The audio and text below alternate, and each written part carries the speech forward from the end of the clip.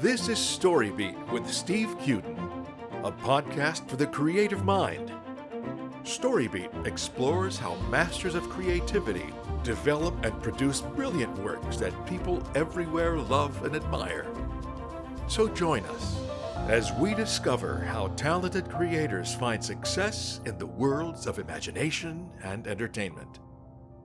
Here now is your host, Steve Cuden. Thanks for joining us on StoryBeat. We're coming to you from the Steel City, Pittsburgh, Pennsylvania. StoryBeat episodes are widely available on Apple Podcasts, YouTube, Spotify, iHeartRadio, numerous other podcast apps and platforms, and right here on StoryBeat.net. So please take a moment to subscribe to StoryBeat wherever you listen to podcasts. My guest today, Fred Rubin, graduated from the University of Illinois in 1972 with a BFA in directing and playwriting. He spent the next 3 years in Chicago working full-time as a social worker and part-time as a columnist, stand-up comedian, and jingle writer. He moved to Los Angeles in 1976 and began working full-time in network TV. Since 1977, he's served as a writer on 15 network series and been a producer of such shows as Different Strokes, Archie Bunker's Place, Mama's Family, Webster, Night Court, Family Matters, Step by Step, and Two of a Kind. His career has included writing 60 episodes of primetime TV, 10 pilots, and 2 made-for-television movies. He recently consulted for the Viacom-Nickelodeon Internet Content Team. For 15 years, Fred taught classes in television writing and screenwriting for the UCLA Department of Film, Television, and Theater, which is where we met when I was in graduate school there. He retired as a full-time lecturer in 2015. He's also been an instructor for the Warner Brothers Writers Fellowship for 30 years. He's also been an instructor in the Disney Writers Fellowship and the Nickelodeon Fellowship as well. Fred lives in California with his wife, Marley Sims, who's a longtime comedy writer and award-winning producer of Home Improvement. I'm happy to say Marley's been a recent guest with me right here on StoryBeat, so check that out. For those reasons and so many more, I'm truly happy to welcome my friend, the exceptionally gifted and very funny comedy writer, Fred Rubin, to StoryBeat today. Fred, welcome to the show. Thanks, Steve, and it's terrific to be here. And I've never been to Pittsburgh, and this is just going to spur me on to take a visit there. Well, we will welcome you here with open arms. Believe me, it's a great little city. So, all right, let's go all the way back to the beginning of your career, if you want to call it that, because that's what you've had, a long career. What were your earliest inspirations? At what age did you start to look around the world and go, wow, I'd really like to be involved in the entertainment industry? That's a tough question. In my family growing up, being funny was highly prized. And you could get out of a lot of trouble with my parents if you were funny. You could make them laugh. And literally, it didn't take long as a child to realize if I was in trouble for doing something wrong, or if they were mad at me, if I could make a joke that would make them laugh, it would really smooth things over. So that was your get out of jail card. Absolutely. And everybody in my family is relatively funny. And humor was a big element of growing up in my So how family. old were you when you told your first jokes? I mean, were you 3? Were you 10? What were you? I can not only tell you how old I was, but I can tell you the experience if you're interested. Sure. I was about 3 years old, and my parents had taken me to the Lincoln Park Zoo in Chicago.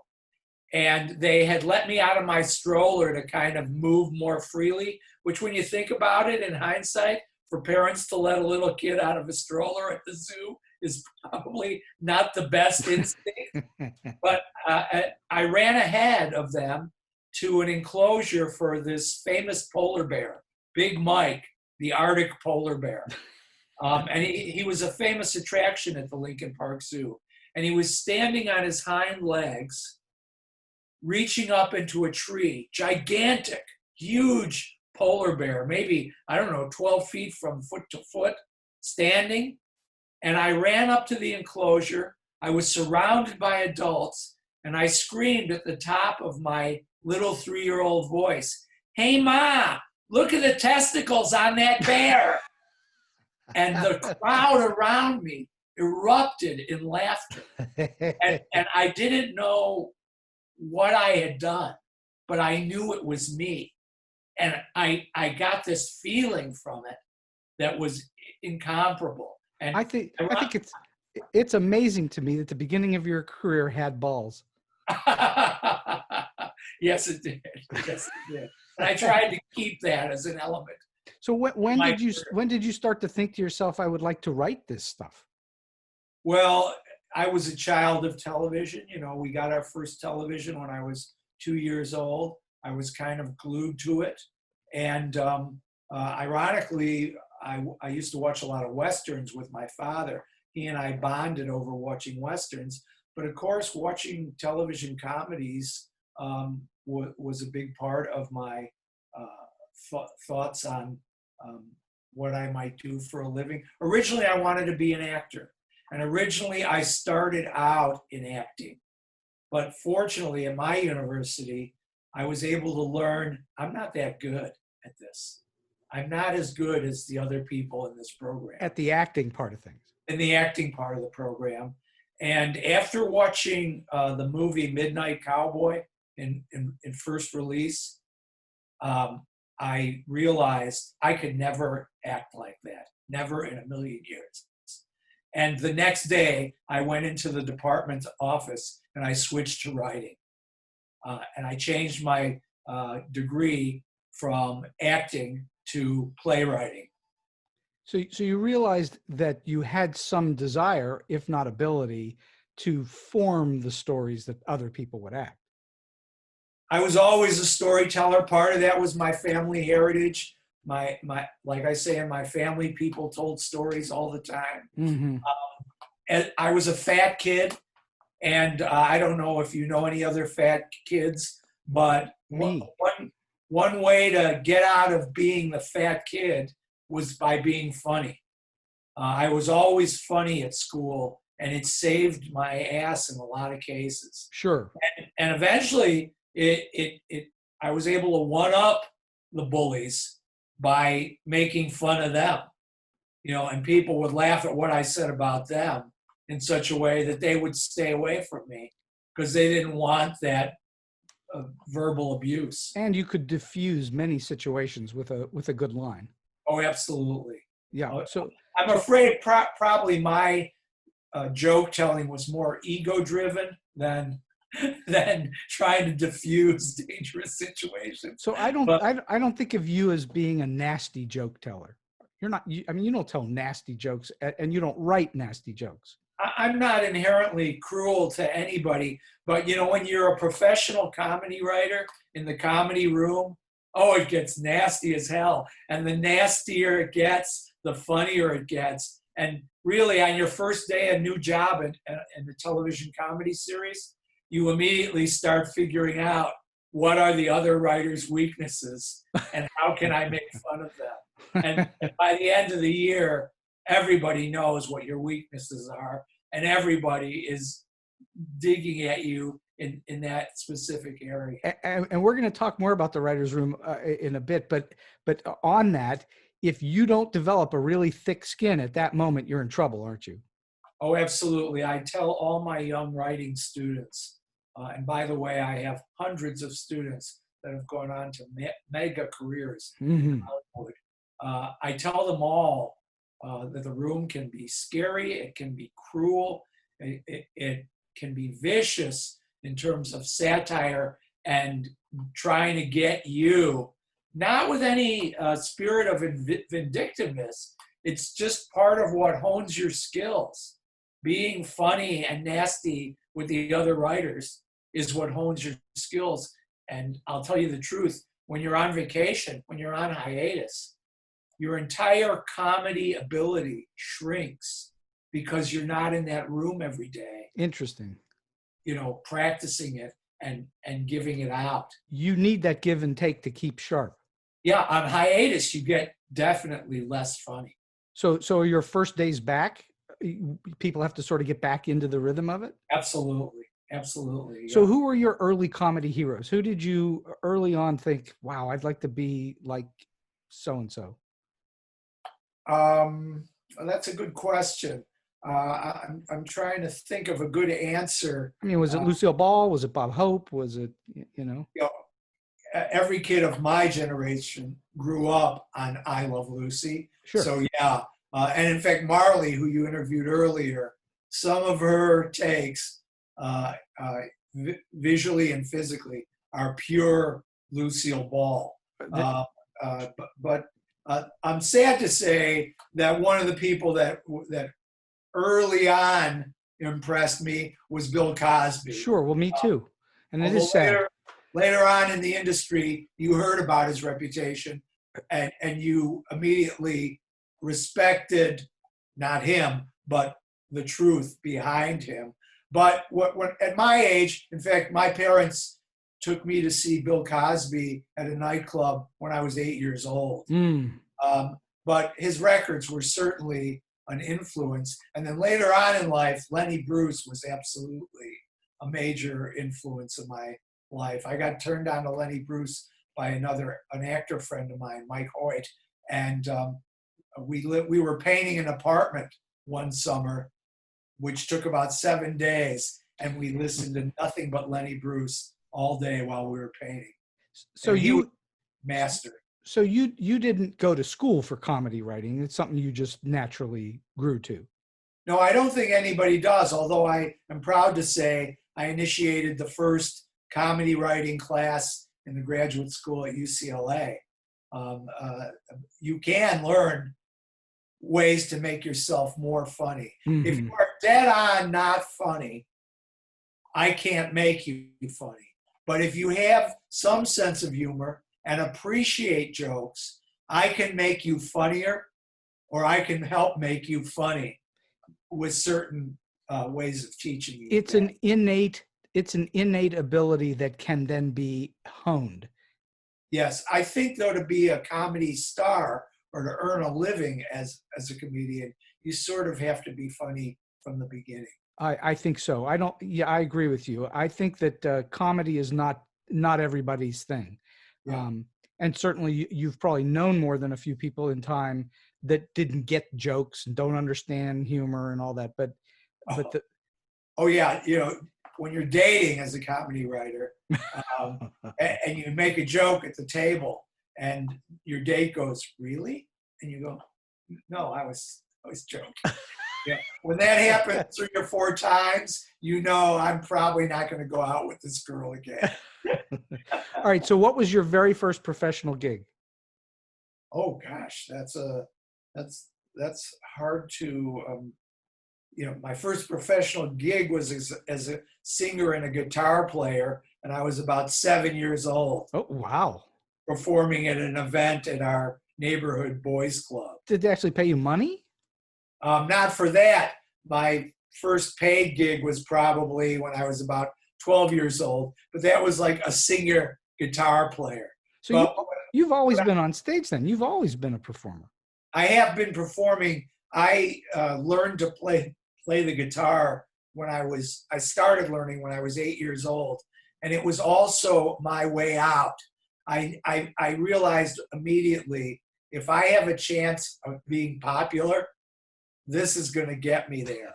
So by the time I was 10, and I'm not exaggerating, I could play the guitar better than most people twice my age. All right. So this is I'm always fascinated by this with creative people. How do you think, being a musician, being a guitar player, how do you think that has influenced the way that you write comedy or write anything? Well, in truth, I think a lot of my comedy developed while I was performing and singing and playing the guitar. How so? As filler in between the songs. Mm-hmm. Because there's nothing that an audience likes better, other than music, than laughing in between the songs. And eventually I became fairly well known for writing funny songs. In Chicago, I was fairly well known on the nightclub circuit. I'm a little bit ashamed to say that I went under the name of Dirty Fred.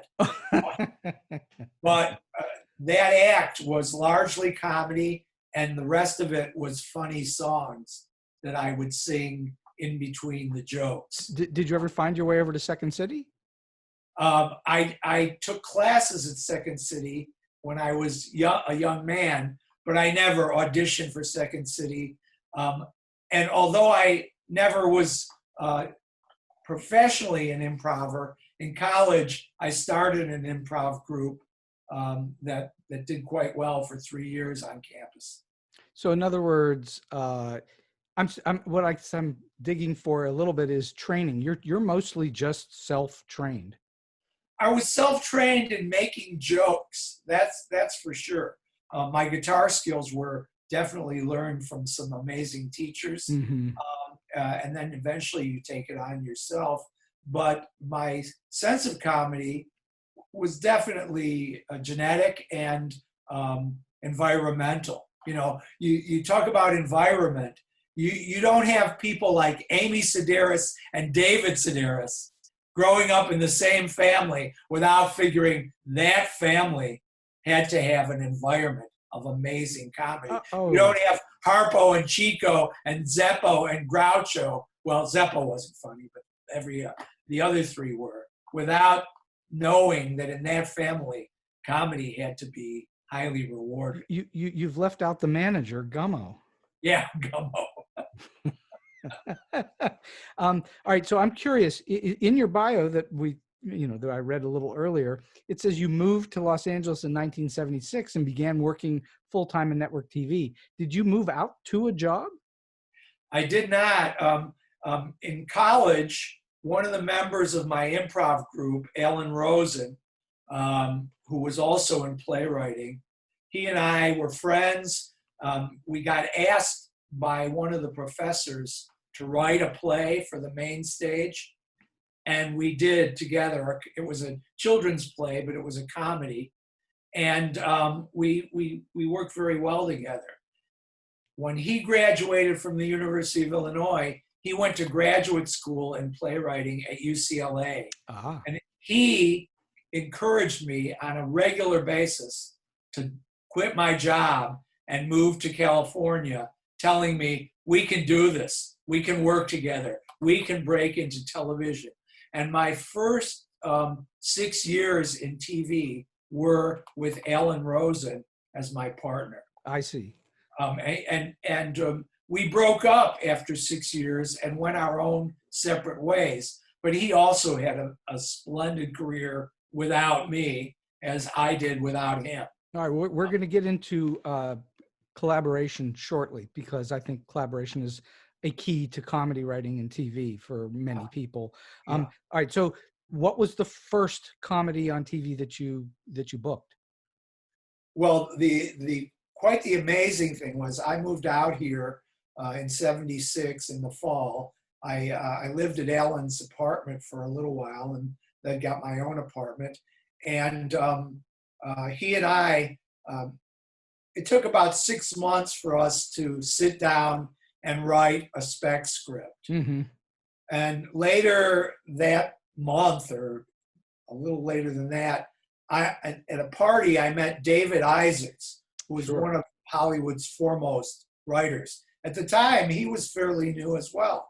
And I happened to be playing the guitar and singing at this party and entertaining the people at this party. And he came up to me at the party and said, "You are really funny.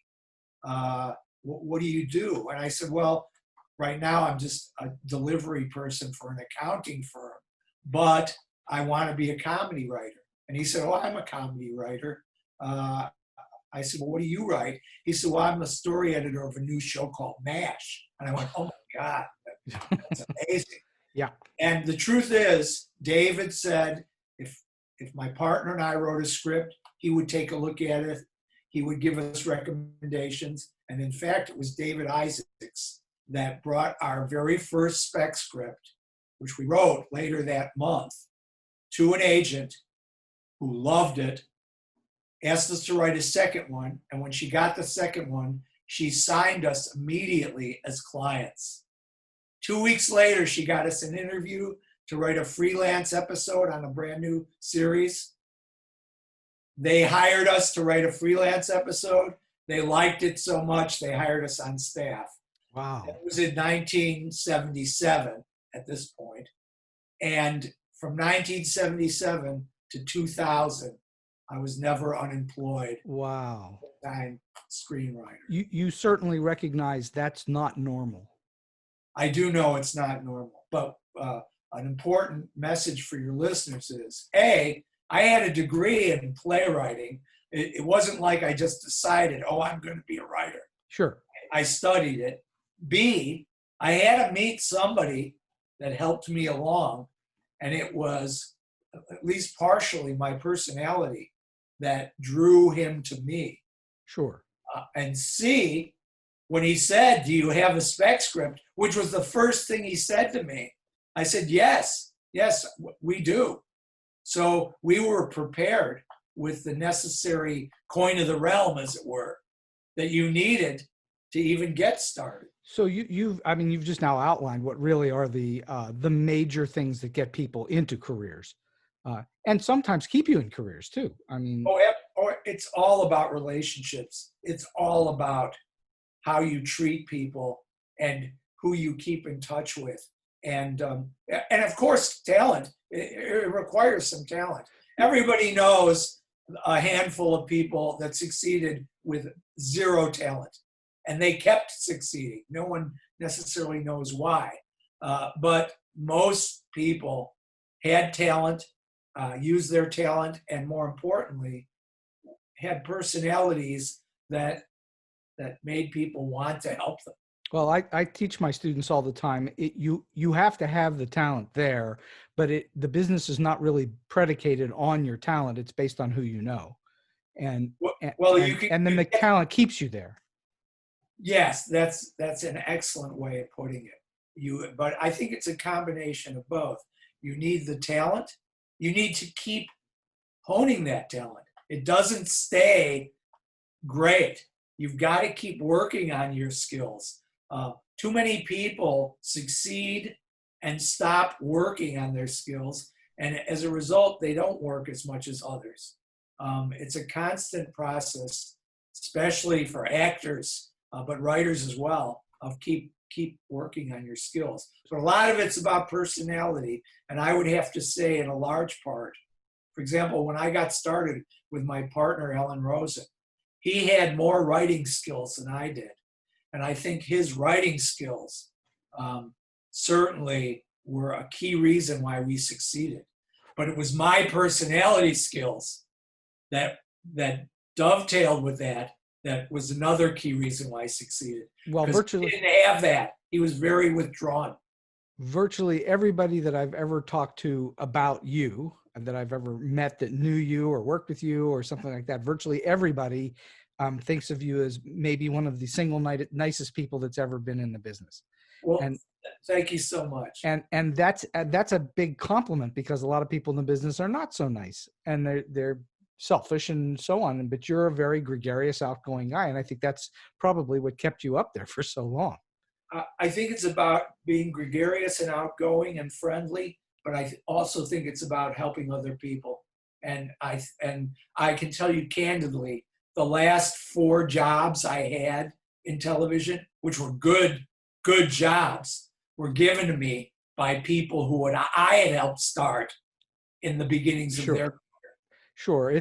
That is exactly, I think, how it works. I try to also impress upon students all the time that the people that they're meeting along the way who aren't successful yet, they very well may be the people who bring you along. Absolutely. And you may bring others along who you meet along the way. Absolutely. And you don't do it so it helps your career. You just do it because it makes the world a sweeter place to Absolutely. be. It's the right thing to do. It's not, there should be no ulterior motive to it at all. It's just the right thing to do. It is, but coincidentally, it helps your career. And just so you know, I appreciate your saying that the thing about my reputation being a nice guy. When I started not being a nice guy, I retired. Wow. There was a time towards the end of my career where I stopped being so nice, and I thought to myself, what's wrong with you? Well, what caused that? What turned you that way? It was time. Were you tired? Were you burnt out on it? A little of it was burnt out, but a little of it was the collective. Being in the business requires making a lot of compromises. Mm-hmm. Your creed, to your credo, to your personality, and especially to your writing. Oh, you have to give up your own feelings about your writing so many times in order to stay in good with the other writers and your executive producers. You have to swallow a lot of your own feelings. Lots of compromising. Oh, tons of compromise. That's another element of the industry, that if you can't compromise, it's unlikely that you'll have a long career. But after years of swallowing your feelings, it can build up to quite a point. And the year I started being cynical and angry was the year I said to myself, maybe it's time. Wow. And indeed, it was a great decision. Do you know, and no names needed, do you know people who go well beyond it, that they can't get out of it even though they know it's past time, who are become very cynical and jaded and angry? I do know people that keep trying to stay in the industry beyond a point where it makes sense. Mm-hmm. Not so much that they're mean or jaded and they don't recognize it, but there are a lot of people that hang on with their nails to the last possible moment. And both Marley and I have had this innate sense of when to get into things and when to get out of things. Well, that's and oh my God, what a gift that is. So we didn't even know we had it. So you're what you're saying is that you not only had very good timing as writers, you also had good timing in life. That is a perfect way of putting it. Yeah. Somehow our comic timing and our writing timing affected our decision making, because we are fortunate many times in having gotten into things. Like Marley will tell you, she was in Broadway as an actress and got out of it at a perfect time, Mm-hmm. get into writing. And then she got out of writing at a perfect time. Same held true with me. I got into writing at a perfect time, and I decided to leave at a perfect time. Well, and there's no training for that at all. That's something that you have to have innately. You've got to understand where that timing is. Well, I do think some training comes if you've got good parents that teach you wise decision making. Mm-hmm. I think a lot of, in my case anyway, a lot of my timing and decision making came from having really good parents who counseled me well. All right, so let's talk about the process of being a comedy writer in TV. You worked on clearly some of the most beloved TV comedies of all time: Archie Bunker's Place, Different Strokes, Mama's Family, Night Court, and many more. For those in the listenership who have no idea what working on a sitcom is like, can you describe what a typical day is on a sitcom? Yes, absolutely. You get to work around 10 o'clock, which is sweet. You don't have to rush to get to work. You usually kill about an hour bullshitting, eating bagels, hanging out, eating free food, drinking free drinks, and then you start the work. And the work on any given day can vary. It can be your turn to write a script, which often is you go off to your own office. These days, you are often allowed to go home and work on your own scripts. So that's a solitude period. Very often, you work around a table with other writers, creating the stories that are going to be used for the scripts that are coming up. Once you start working on a season, it's like a freight train. It just goes and goes and goes until the season is over. Mm-hmm. You usually start in midsummer if you've got an order for a whole year, and you start by breaking stories, just basic ideas for scripts. You start by talking about if your show has an arc, where you'd like it to go, where you'd like it to end up that season. You talk about that. Then individual writers start doing the story outlines for the episodes they get assigned. When I started, it used to be if you pitched a story idea, you got to write it. Sadly, over the years, if you pitched a great story idea, it might get assigned to another writer, and they give you a different idea. You didn't always get to write the idea you pitched, which killed me, because often I pitched ideas that I loved that somebody else got to write. I could tell you about one of those later on if there's time. Sure. But anyway, the life of a writer is spent often around a conference table with free food at the ready, snacks, lunch, often dinner ordered in. It's intense around the table, but it's also a lot of fun because you're in a room with generally 10, and that's just an average number, 10 very smart, very funny, very entertaining people. And part of the goal of the day is to make them laugh. It's unofficial, but and many of them are fairly aggressive in their attempt to get jokes in. Yes.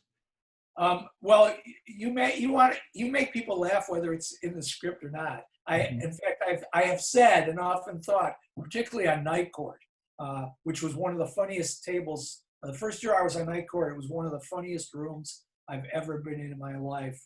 Writers of an amazing caliber. Second year was great too, but the first year especially, world-class writers. I was so honored to be there amongst them. And I used to say to them, if we had a tape recorder going of all the jokes we made that had nothing to do with the script, we'd have enough stand-up material for a comic for their entire life. And when you go astray making jokes, we call it off the road, going off the road. Yeah, yeah. Like an off the road vehicle. And you get off the road and you do jokes for 15 minutes working off one another that had nothing to do with the stories or the script. And if you had a good executive producer, they'd go, all right, let's calm down now. Let's get back on the road. And he or she would steer you back to the business at hand. So the executive So many jokes are made that have nothing to do with the script. So the executive producer is frequently known as the showrunner, right? Yes, exactly. Okay, so the showrunner, if the showrunner doesn't have some control over the room, you've got a problem. Oh, absolutely. So they need a strong personality. That person has to be fairly strong.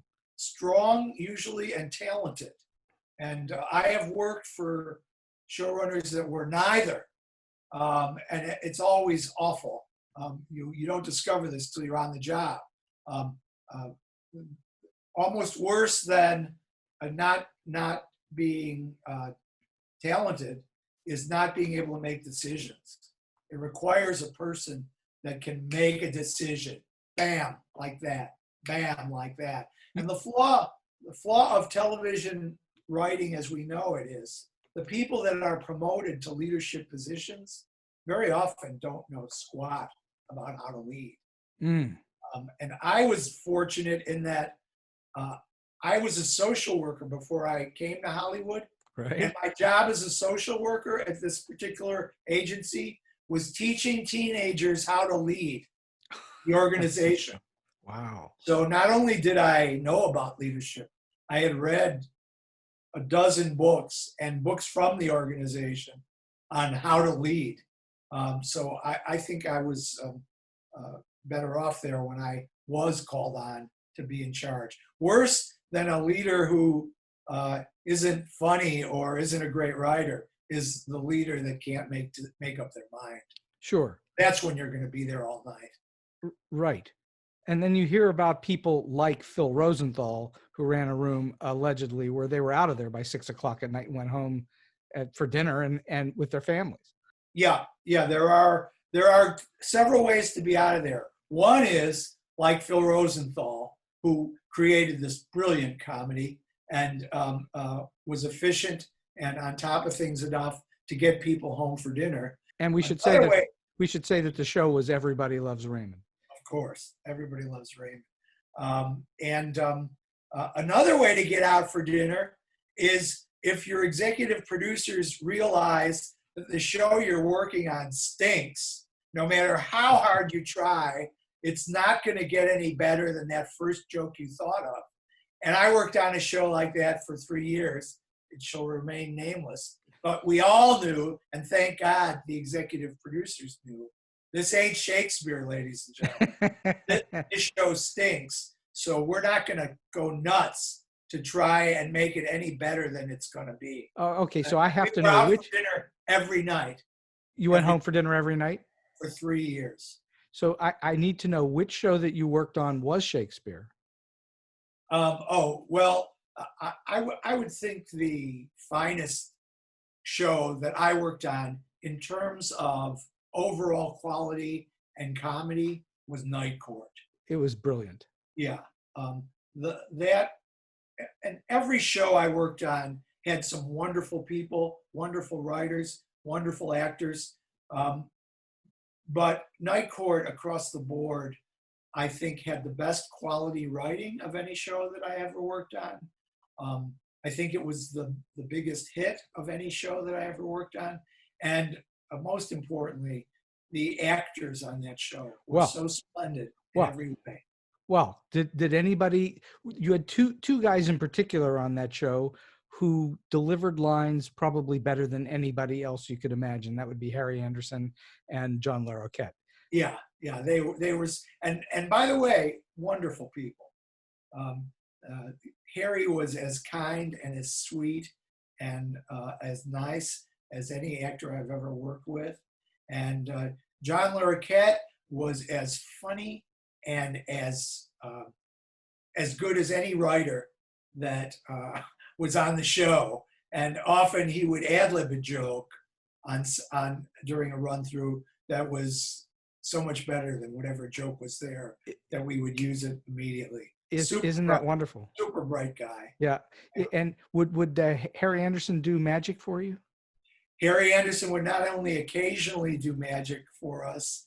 I once asked him, in a very nice, quiet moment, I said, yeah, I know you believe in magic. I know you believe in witchcraft and all that stuff, but come on, really, can you show me a trick that's really magic? And he taught me a trick that was magic. It was just like unbelievable. And you have to practice it a little before you do it. But even to this day, if I do it, people are amazed. But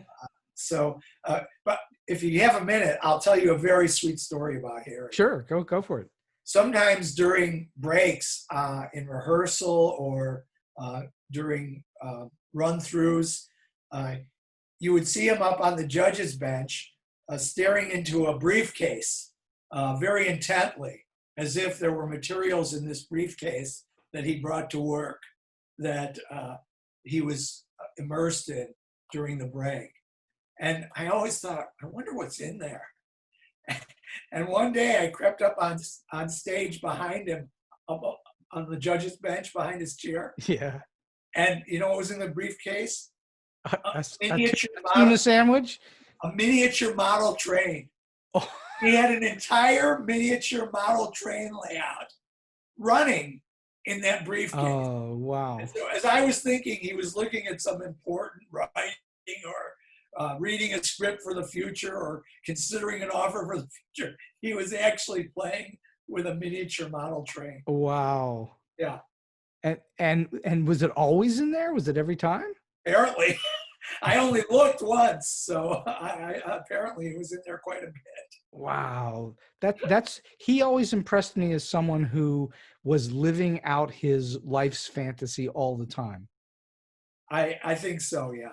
I think he liked magic more than anything and the world of magicians, and also a lovely man. In fact, at one point in my time on Night Court, I was doing a benefit. I was putting together a benefit with some friends to help raise money for the homeless, and he came and performed for free. Wow. Money. Yeah, he was one of the people that performed. All right, so show business in general, but TV in particular, and certainly producing TV, comes with its own set of pressures, lots of pressures, time pressure, delivery pressure, joke pressure. What would you do to handle pressure?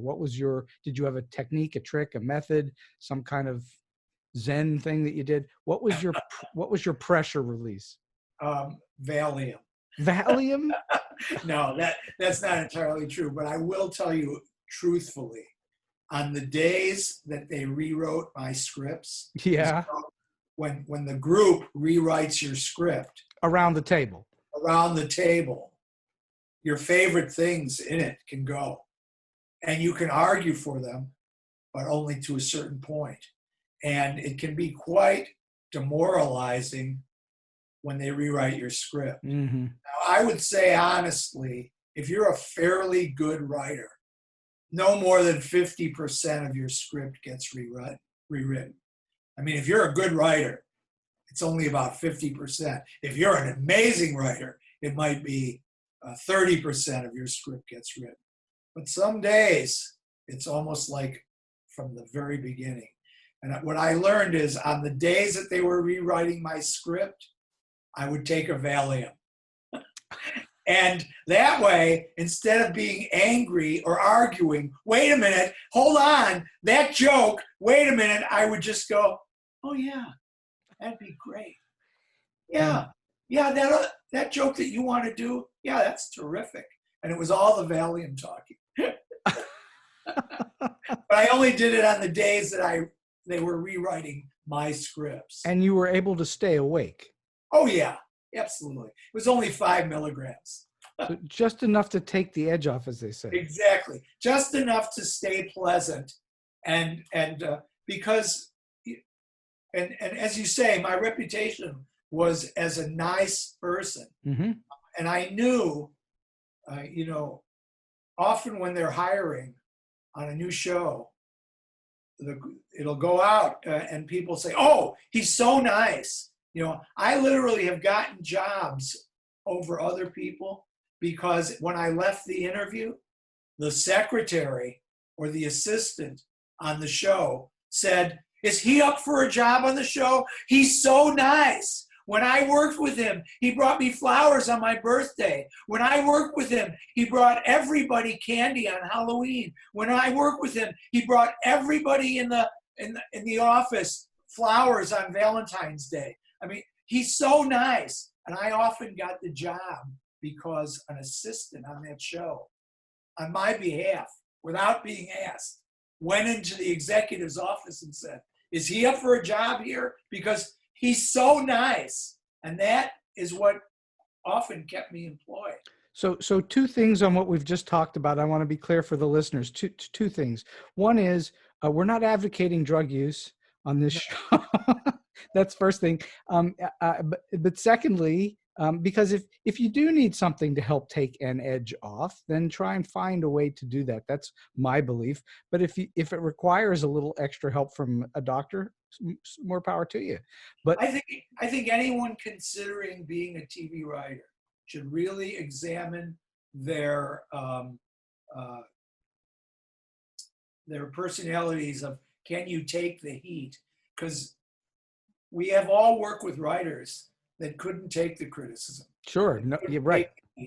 And they were always unpleasant, and very few of them stayed on the job. Oh, no doubt you've also had any number of students over time who couldn't take a little bit of criticism in a classroom, and you probably knew early on they were going to be in trouble.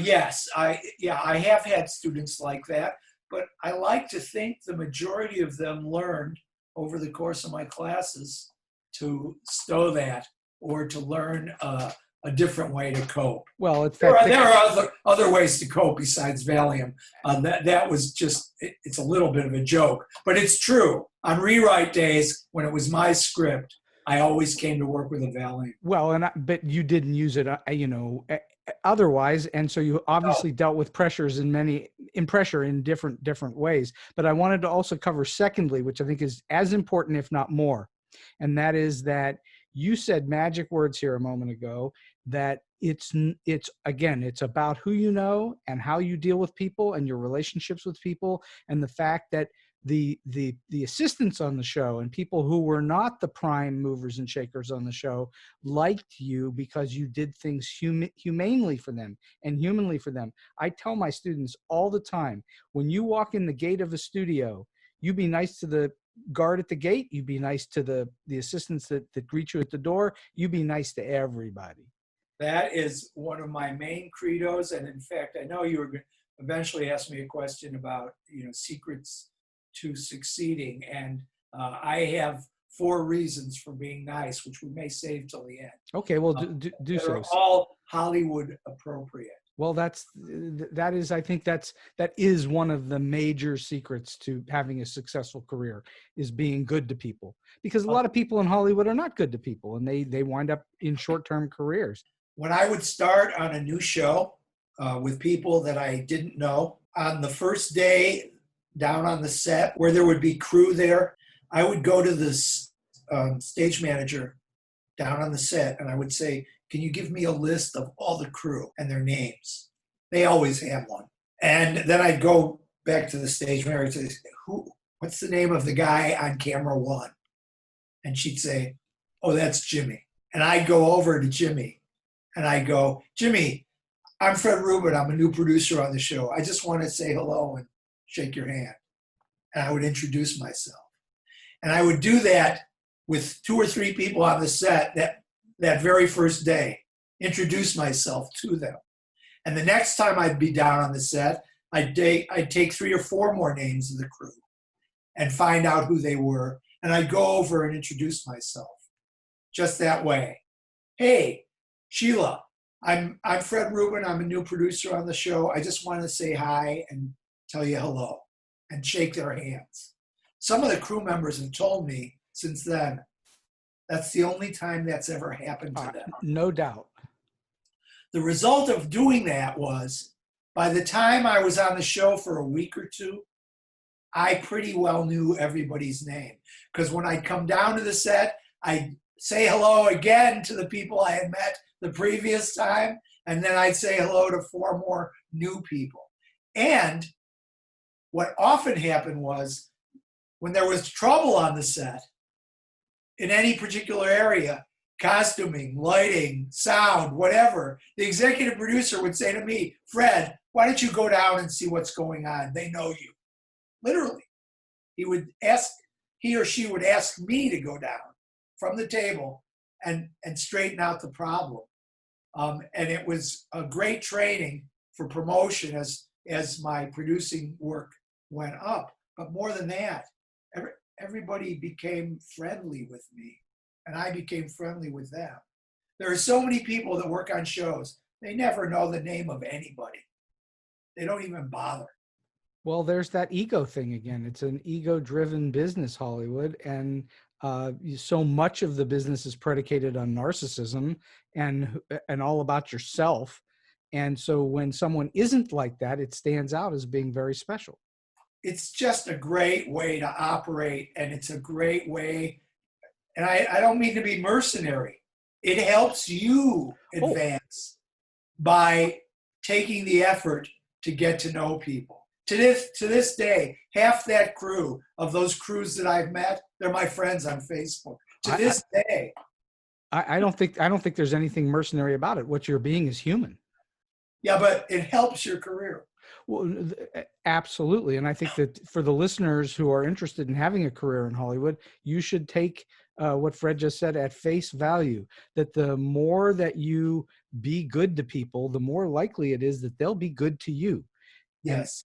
And the business is filled with people who pay no attention to anyone but themselves. And yet they're highly talented and highly revered and regarded and all the rest of it. And so they get away with it to a certain extent. And yet, if you can do exactly what Fred is talking about, your career will be easier, better, more fulfilling, all those good things. That's what I believe. Absolutely. Absolutely. So all right. So let's talk about collaboration. You alluded earlier that you started working with Alan Rosen. Did you have any other collaborators along the way? I did. I wrote several movies with a wonderful writer that I met on Family Matters named Steve Langford. And I did some stellar work together, collaborating. But my first 6 years in the industry were with a writing partner. There are some advantages to that. Marley, as you know, my wife, she loves collaboration. It's pretty much the only thing she likes to do in writing scripts is working with other people. In my case, my collaboration early on in Hollywood with my friend and writing partner, Alan Rosen, grew to be uncomfortable for any number of reasons, none of which we really need to talk about. But by the time we parted ways, it was the happiest day of my life. So it's like a marriage. It's a relationship. It is so much more intense than a marriage Mm. because you're together in a room constantly, in a small room. And when you're not in the small room, you're in a bigger room. And despite the fact that you're partners, you are also competing anyway. That's one of the tough parts of in the big room with all the other writers. You're on your own. You're not viewed as a team in the big room. What you contribute is what you contribute. Right. Nobody thinks, oh, that was a great idea Fred had, and it was also Alan's. You're an individual in the big room. So what is it about? Why does comedy have so many collaborators? I'm pretty sure I know what I think it is. Why is collaboration so predominant in comedy writing? This is probably not a reverent answer, but a lot of times the higher ups like to put people together because it's cheaper. There's a lot of comedy teams because the higher ups team people up, and you often work faster when you're a team. If somebody's sick that day, you still got one person that you can go to for answers. But often comedy works great when you can feed off of somebody and get immediate feedback. Yeah, that's the key, isn't it? And I'll tell you the truth, in the days, most of my career was solo, but when I was stuck writing, I would call my wife at work and say, here's the setup, help me out here. And we'd bounce things back and forth, and together we'd come up with a good joke or a good answer. And very often she'd have the joke. She's brilliantly funny.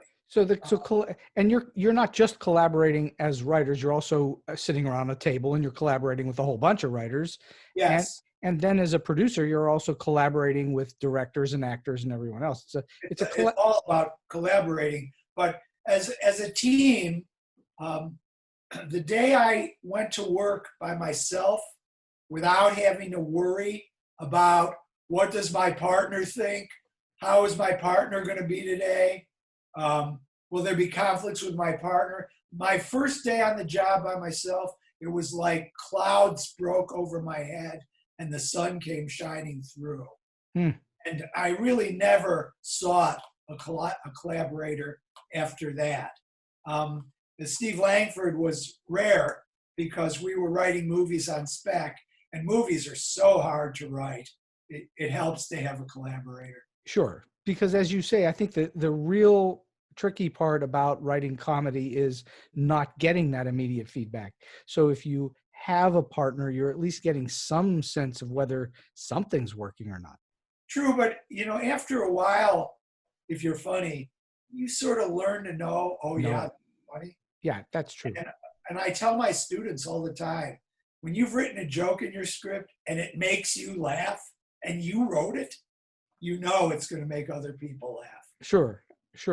Those jokes are rare, but every once in a while in a script, you write a joke that just makes you laugh out loud. Exactly. Yeah. You write something and you actually laugh out loud. There's nobody around.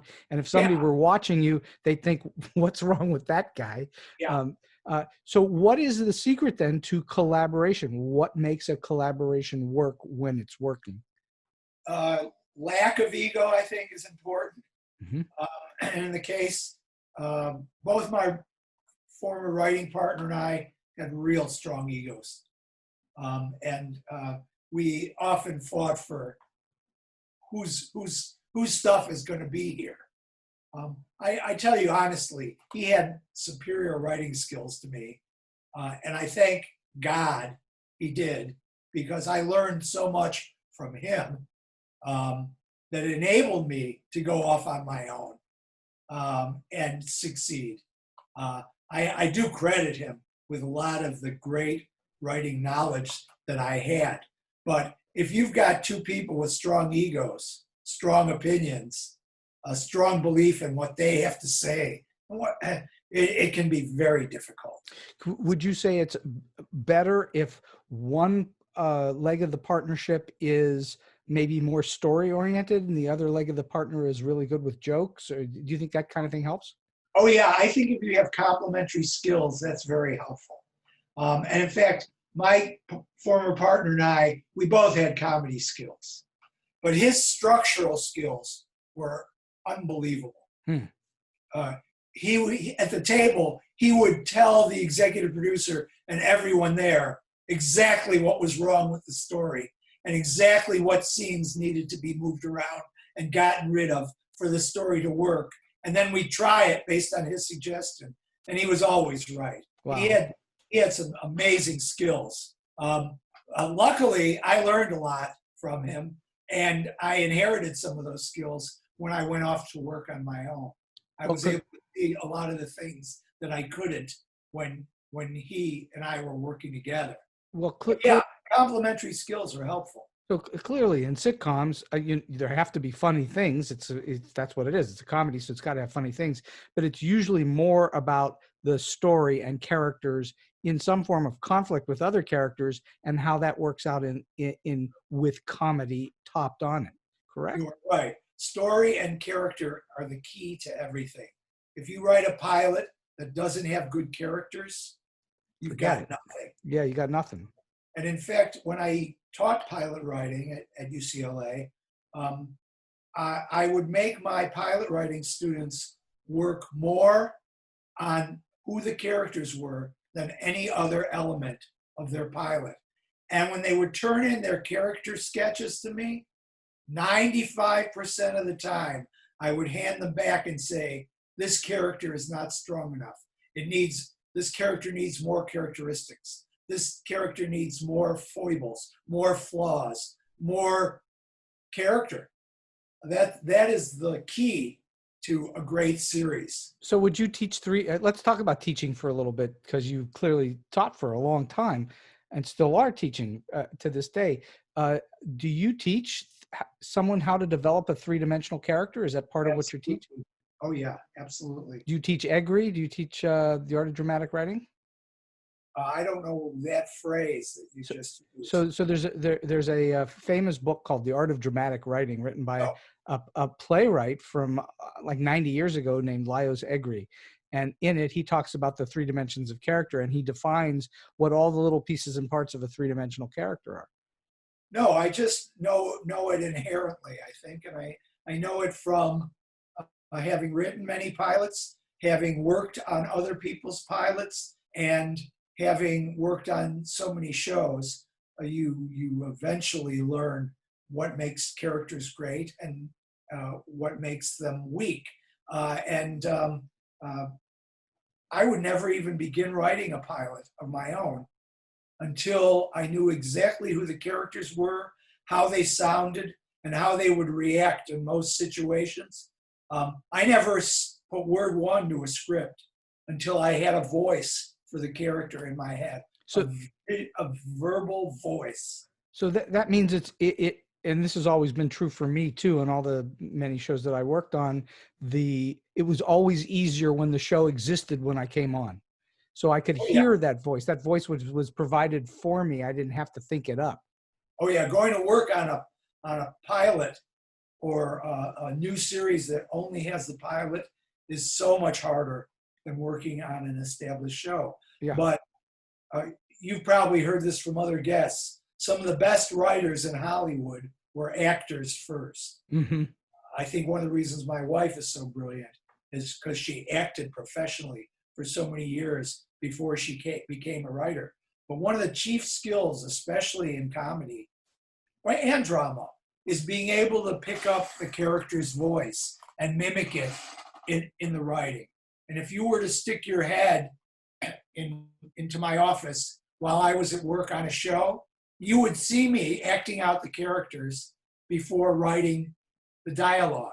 And in fact, if you have a minute, going to work on Night Court was not only the pinnacle of my career, but it was the scariest time in my career because 2 other writers that I had worked with brought me over there. So I had to live up to the hype that they had laid for me. And when I got to Night Court, I was very nervous, not only because of the quality of the show, the quality of the acting, the quality of the other writers.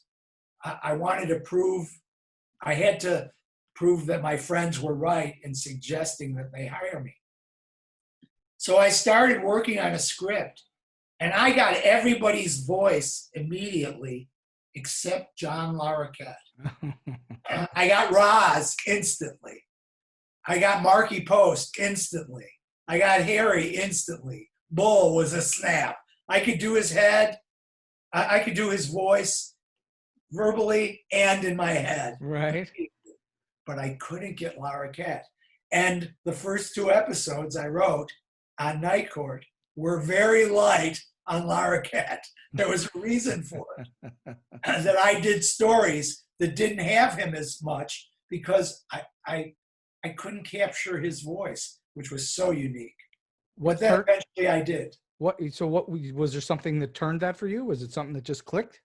No, I was just there long enough, at rehearsals long enough, listening and watching long enough that I have finally got his rhythms and his cadence and his way of talking.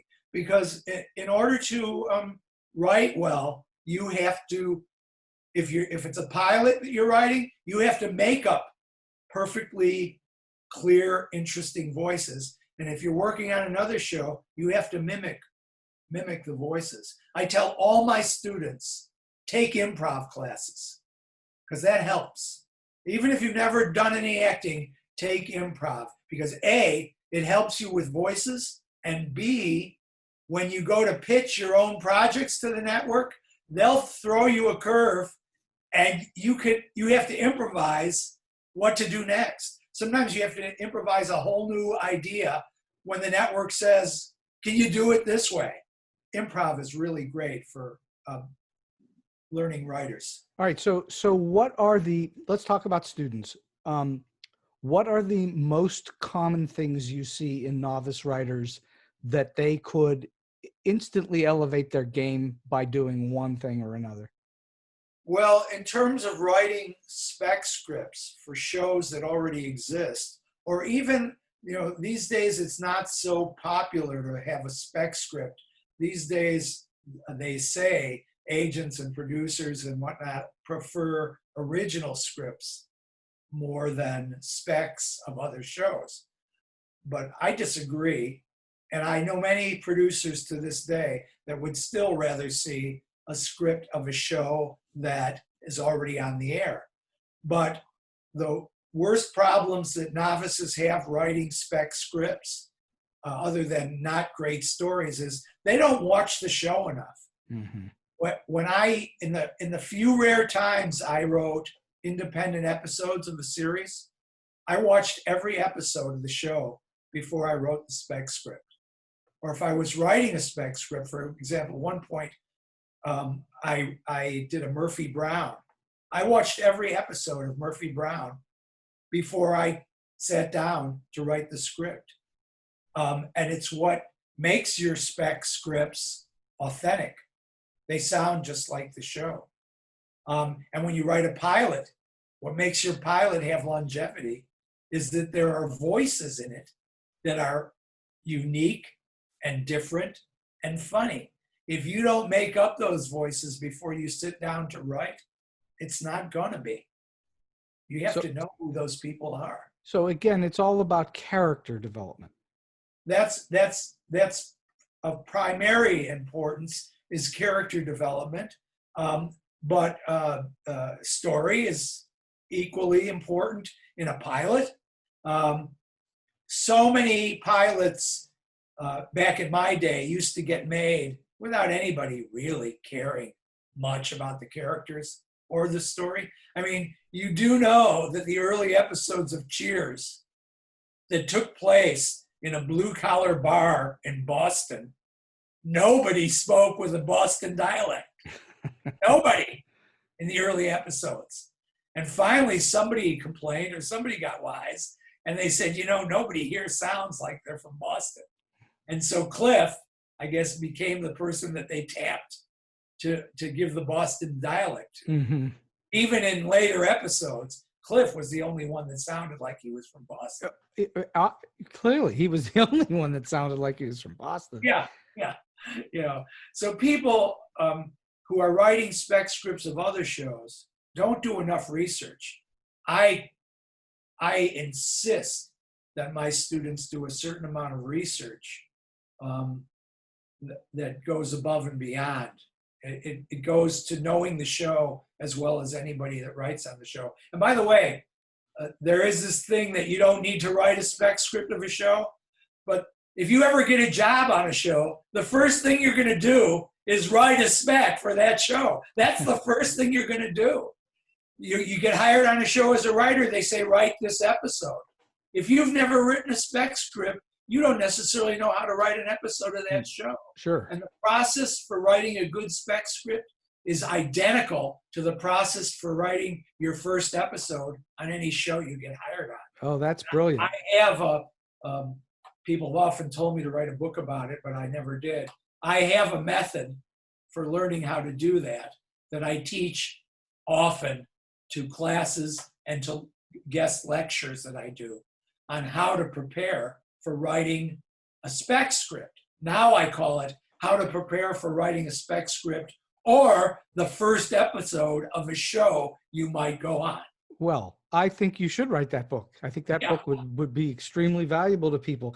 What is it? Is a classroom that chemistry? Is it a similar thing that what happens in a writer's room? Do you need that chemistry to make a class work well? I think I'm proud to say in my classes there was that chemistry, and in fact, at one point the department asked me to create a room running class. Actually, I suggested it at first. I said, these students need to experience what it's like in a room before they go out and get hired on a job.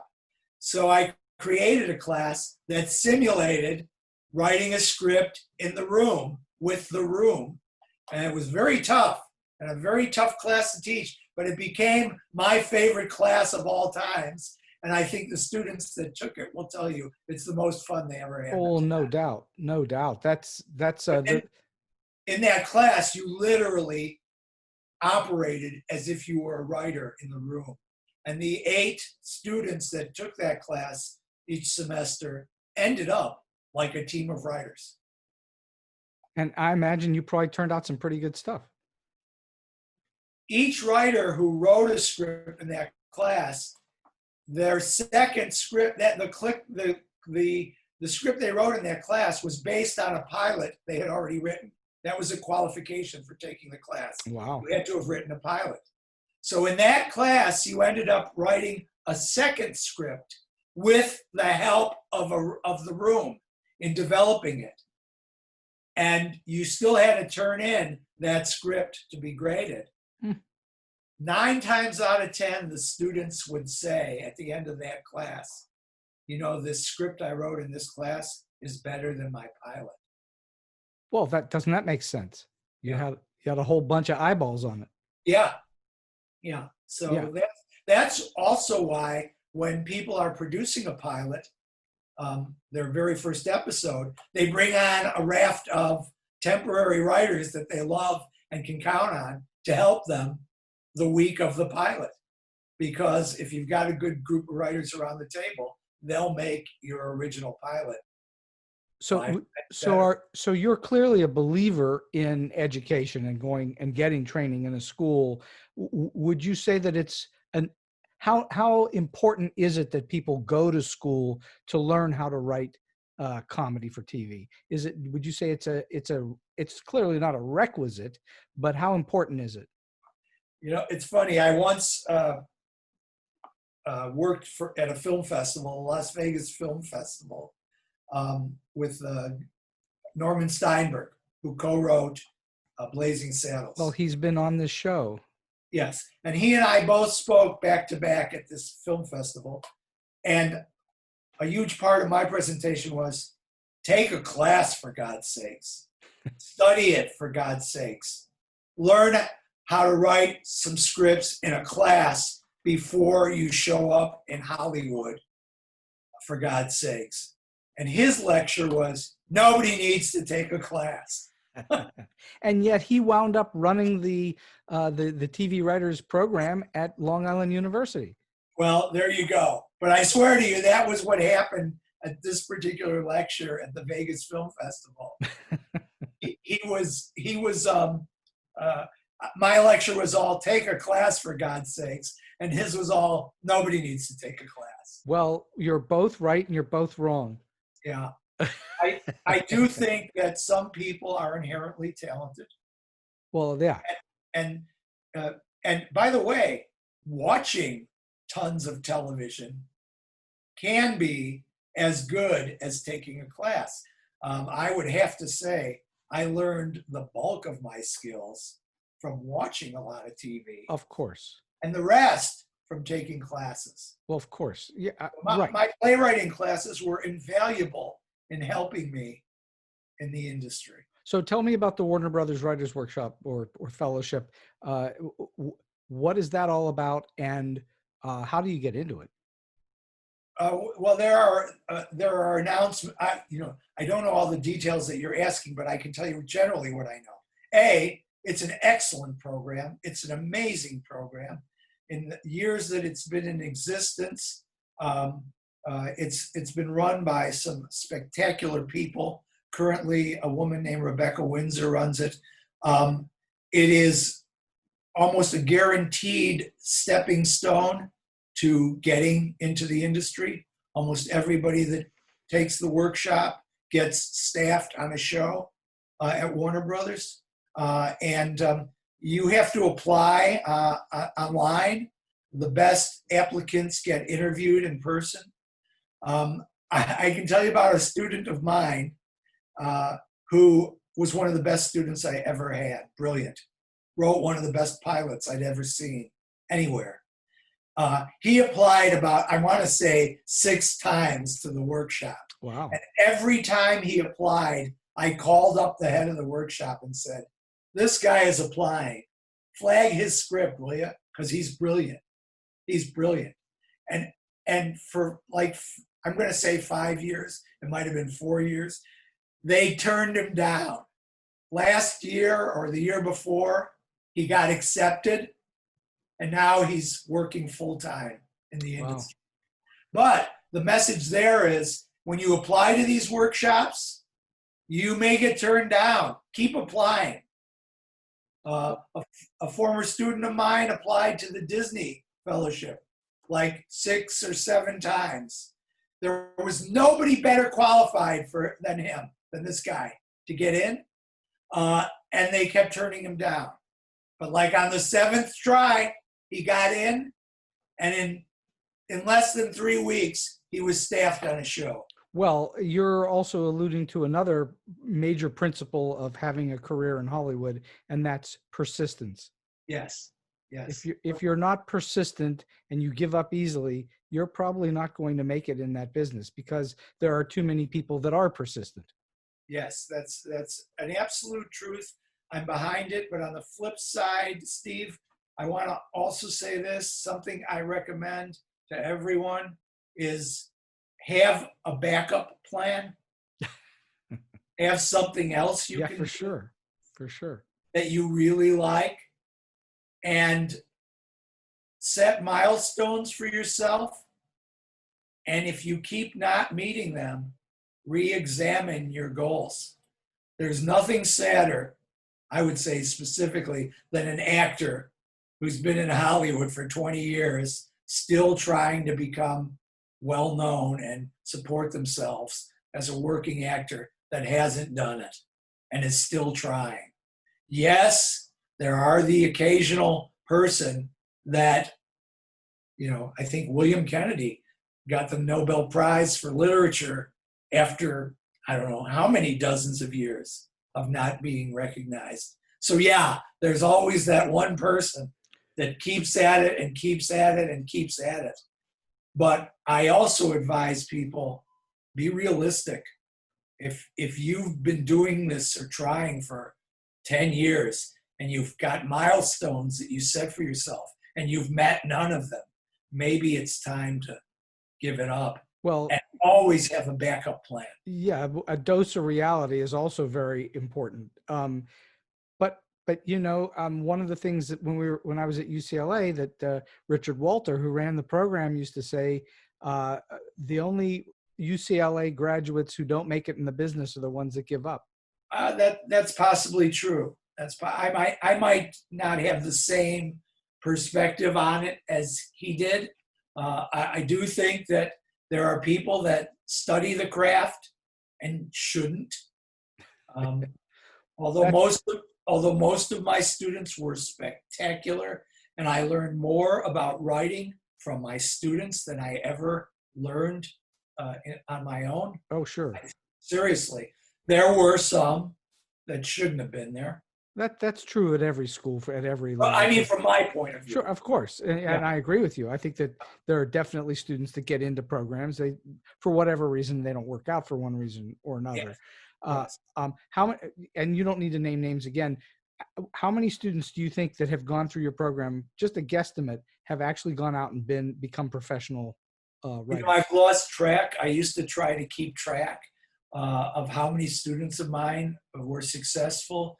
But I'm going to say conservatively 300. Wow.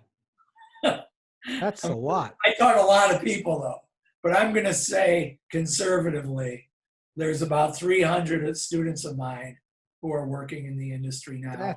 That's many phenomenal. Very high levels. And that's not including people like from the Warner Brothers Fellowship or the Disney Fellowship. That's just, I'm saying my USC, UCLA, Loyola students. How gratifying is that? Oh, it's wonderful. And if you are a friend of mine on Facebook, you will see how often I post this episode of such and such. This season, 2 episodes of The Chi were written by a former student of mine, amazing writer. Almost every day on Facebook, I post tonight's episode of such and such was written by my wonderful former student, so-and-so. This brand new series was created by my former student, so-and-so. Almost every day on Facebook, I have a posting like that. Well, Fred, we've been talking for, almost 75 minutes. Oh, that amazes me.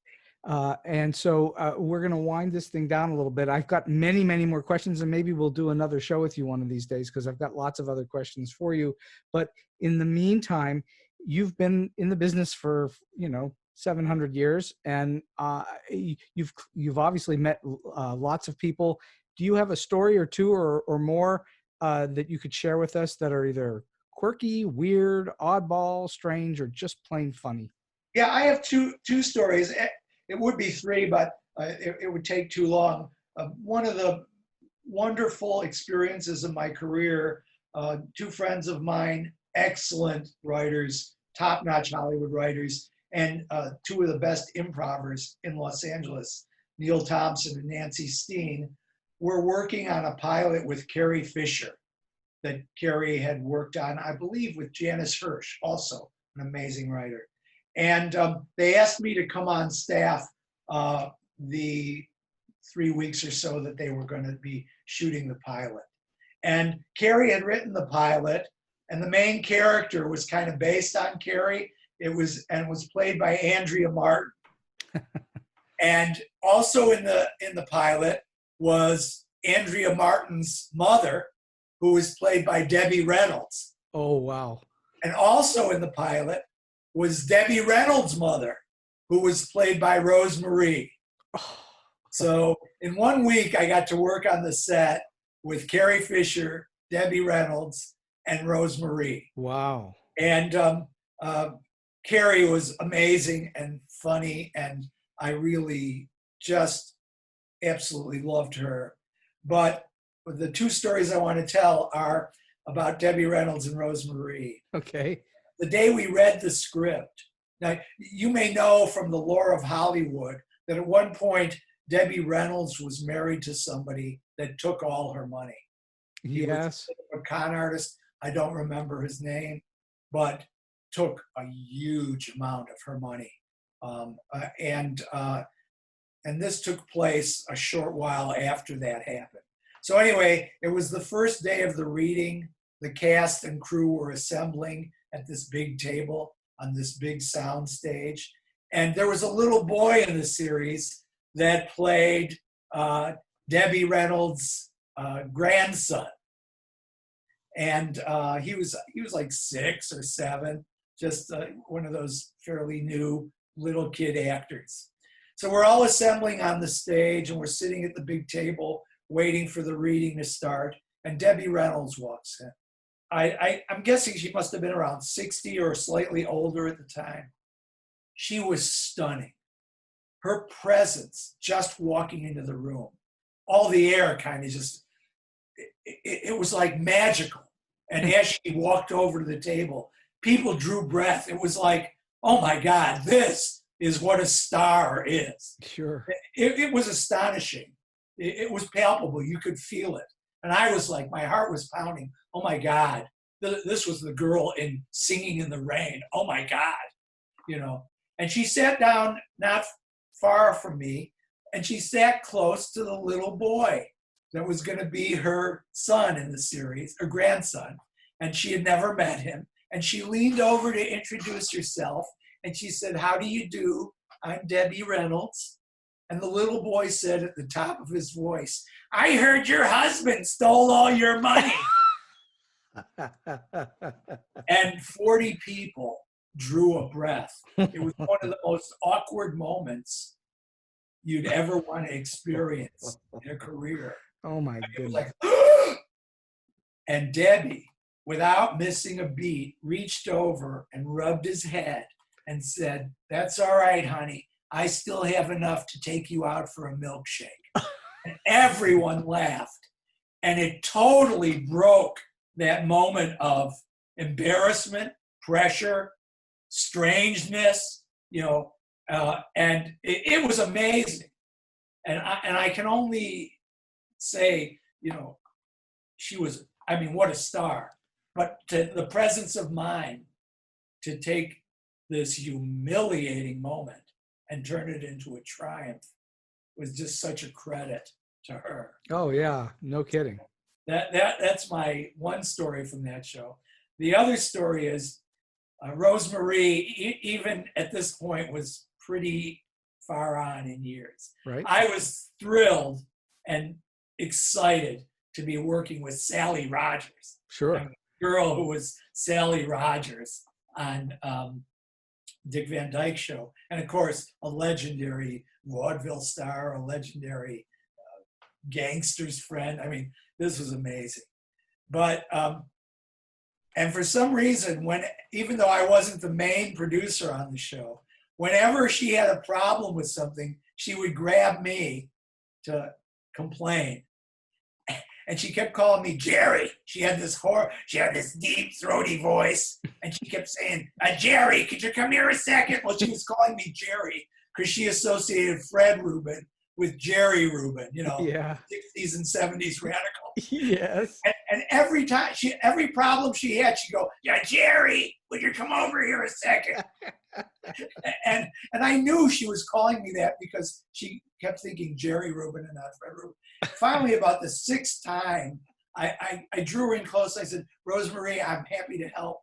On it. She said, "Jerry, this joke on page 6, I don't like it." And I finally said, "Rosemarie, I'm happy to help you. By all means, keep calling me. But my name is Fred Rubin. I know why you're calling me Jerry, but my name is Fred Rubin. It's not Jerry. So just, it's Fred." And she looked at me straight in the eye. She said, "I'm never going to remember. Can I just call you Jerry?"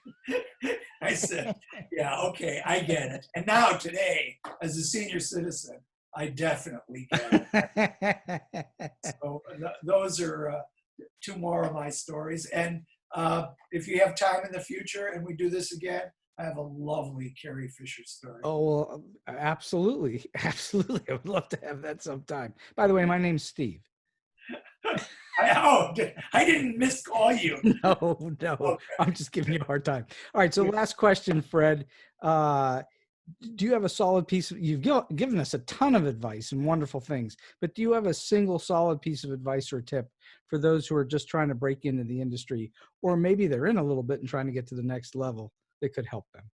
I'll give you a quick kind of practical piece, and then I'll elaborate a little on your talking about being nice, if you don't mind. Sure. The practical piece of advice is always arrive early. Hear me. Always arrive early. There are never any parking spaces. And even if they tell you you have a spot on the studio lot, arrive early. It's never there. Okay? That's my one piece of practical advice. Okay? Always arrive early. I never had a meeting in Hollywood ever where I didn't get there at least 15 minutes early. Do you know the adage that we teach it as well. That's extremely valuable. It's one of the more valuable things that anybody could do in that business.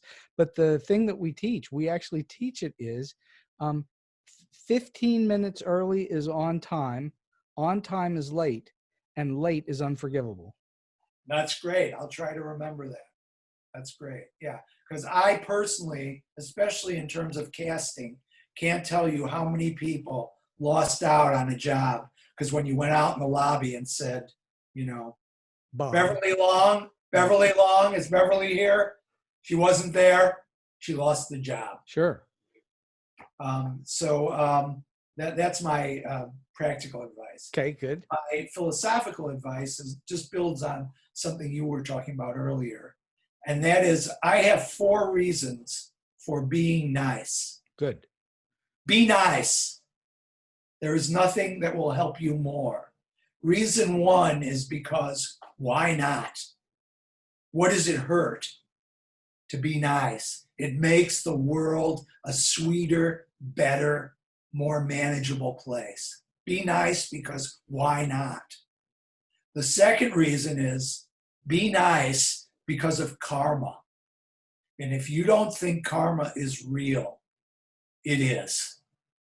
If you are a bastard, it will come back on you. Absolutely. Eventually, it will come back on you. So be nice because why not? Be nice because of karma. Be nice because you never know in Hollywood the power base of the person you're not being nice to. So, for example, you can be waiting to go in to a meeting to pitch to an executive, and you're rude to the receptionist. And you go into the meeting and you kill in that meeting. You sell your idea perfectly. They love you. You leave. And when you're done, the executive you just met with says to the receptionist, "What did you think of that guy?" And the receptionist says, "He was mean to me, Daddy." In other words, the person you were inadvertently mean to was the son or daughter or cousin or nephew of the person you just met with. Sure. Successfully. And him hearing that or her hearing that, you go right in the toilet. And it doesn't even have to be a relative. It could just be that the executive you met with respects the opinion of the person at the reception desk. And you'll never know why you didn't get the gig. Yeah. Well, you may or you may not. Yeah. Now, the third reason is you never know the power base of a person you're being mean to in Hollywood. Right. And the fourth and last reason is you never know the power base they might have one day. Yeah. They may be a nobody when you are rude or mean to them, but 3 years later, they can be running a network in Hollywood. Mm-hmm. That's how it happens.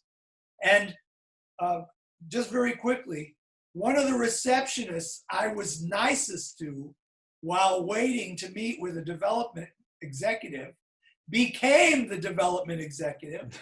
He and I became best friends.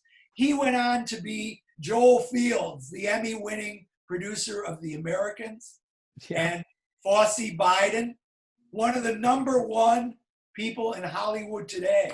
And we are friends to this day because it started when I was nice to him, when I was an executive and he was a receptionist. That's you've just laid out, just the reason to be human. Well, like I say, there's 4 good reasons. I think that's brilliant. I think that's so useful. And it has nothing to do with writing or creativity or talent. No, but it has a lot to do with life, success, keeping a job, getting new jobs, and it's got a lot to do with what it's like in Hollywood. Because you go from job to job to job in a career in Hollywood, you can't expect that first initial foray will last you forever. So you have to think of every single time. I think that's extraordinarily wonderful. Well, Fred Rubin, this has been an absolutely splendid 90 minutes or so, and I cannot thank you enough for coming on StoryBeat today. It's my pleasure, Steve. I'm so glad you reached out to me, and you, in turn, are a spectacular interviewer. Oh, well, thank you. Just fantastic. Oh, well, aren't you kind? I appreciate that. And perhaps we'll have you back on in the near future, and we'll ask a whole bunch of other things. I would love that. I'm always available, especially during the pandemic. And I hope your listeners enjoy it. And so we've come to the end of today's StoryBeat. If you like this podcast, please take a moment to give us a rating or review on whatever app or platform you're listening to. Your support helps us bring more great StoryBeat episodes to you. Until next time, I'm Steve Cuden, and may all your stories be unforgettable.